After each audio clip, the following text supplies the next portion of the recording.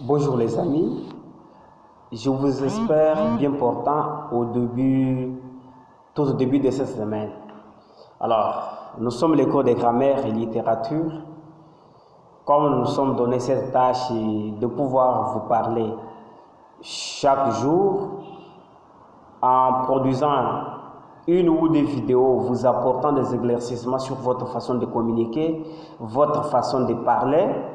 C'est ainsi que nous sommes venus ce matin en forme, en vous pensant aussi être en bonne forme, de pouvoir suivre la production et jusqu'à la fin de la partager aussi aux autres.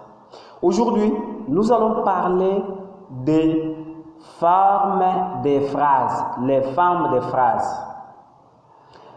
Beaucoup de gens pensent qu'il existe 4 formes de phrases ou 5 formes de phrases.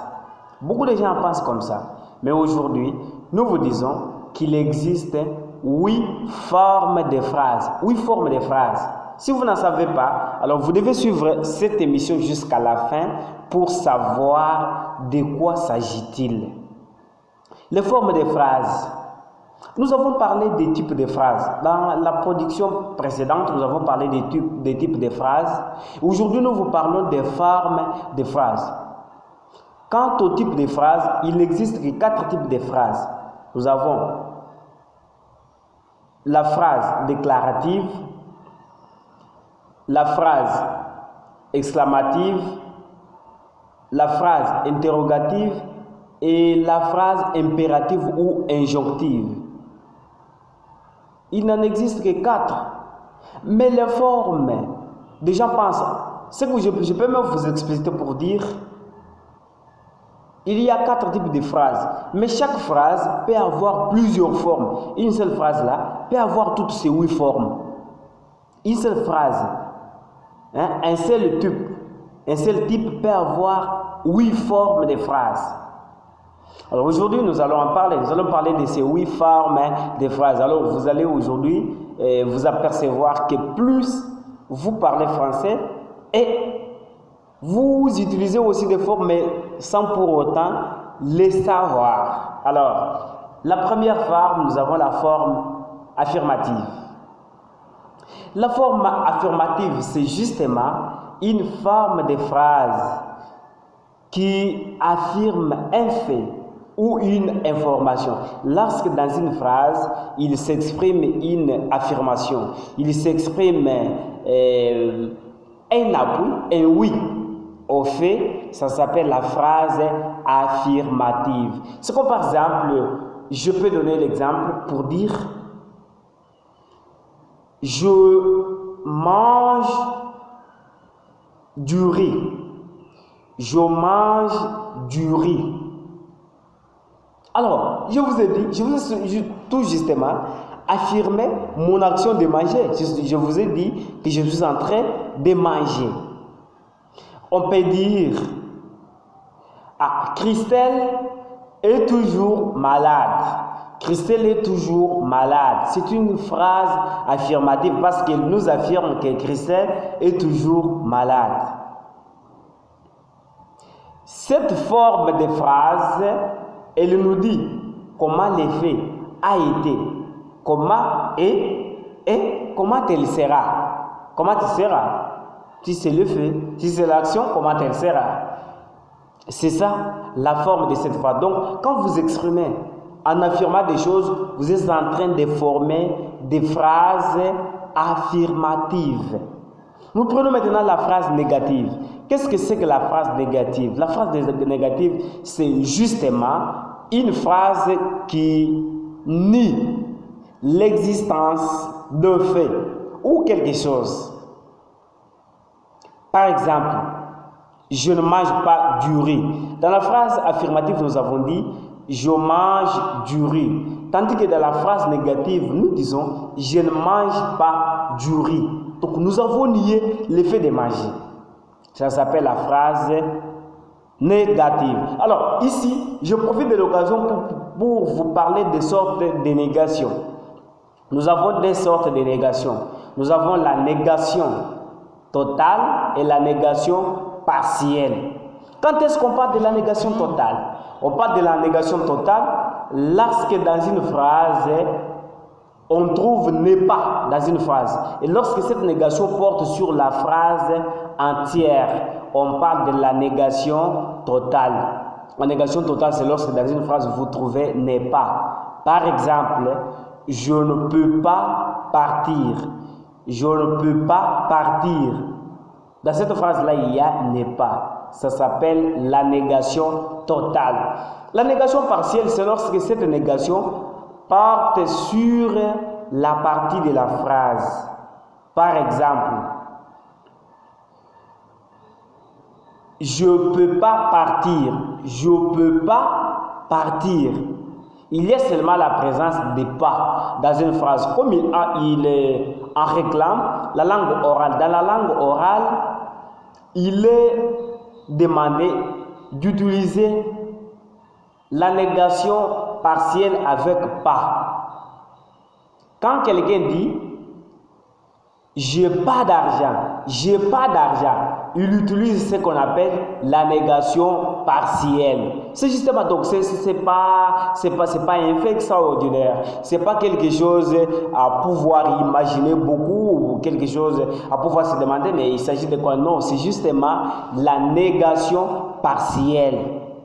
Tandis que dans la langue écrite, quand vous écrivez, on vous demande d'utiliser le ne. Si c'est la négation partielle, on vous demande d'utiliser les ne. Les ne là, ça s'appelle les ne explétifs.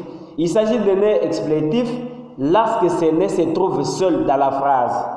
Mais en exprimant une négation, par exemple, je suis en train d'écrire, je dis, je n'ai d'argent à m'acheter d'habits. Je n'ai d'argent à me faire de la sauce. Je n'ai pas dit je n'ai pas d'argent, non, je n'ai d'argent. Ça c'est dans la langue écrite, ce n'est pas une forme à utiliser à l'oral, non. À l'oral, on vous demande d'utiliser la négation partielle avec pas. Et à la langue écrite, on vous demande d'utiliser ne si vous voulez utiliser une négation partielle. Alors nous quittons la négation, nous allons vers la troisième phrase qui s'appelle la phrase active. Qu'est-ce que c'est que la phrase active? La phrase active, c'est lorsque le sujet est vu comme prenant part active dans l'action. Lorsque le sujet fait l'action, on parle de la phrase active. Par exemple, Jean contrôle tout ce que font les employés. Ça, c'est la phrase active. Quatrième phrase, c'est la phrase passive. La phrase passive, ici, le sujet subit l'action. L'action exprimée par le verbe est subie par les sujets. Par exemple, tout ce que font les employés sont contrôlés par Jean. Alors là, je reviens à la phrase ordinaire qui dirait la phrase active. Les chiens conduisent l'aveugle. La phrase active. L'aveugle est conduit par les chiens. La phrase passive. Alors, nous passons à la cinquième phrase qui est la phrase personnelle. Quand est-ce qu'on parle de la phrase personnelle? Je crois que c'est peut-être une information, raison pour laquelle nous vous disons que les cours de grammaire vous apportent des éclaircissements ou des nouvelles sur votre façon de communiquer, votre façon de parler français. La phrase personnelle. Avez-vous entendu qu'il existe la phrase personnelle, la phrase impersonnelle? Nous en parlons. C'est la cinquième phrase, la phrase personnelle. C'est lorsque le sujet représente quelqu'un ou quelque chose. Par exemple, Vanessa est sous la pluie. Vanessa est sous la pluie. C'est la phrase personnelle. Qu'est-ce qui est représenté?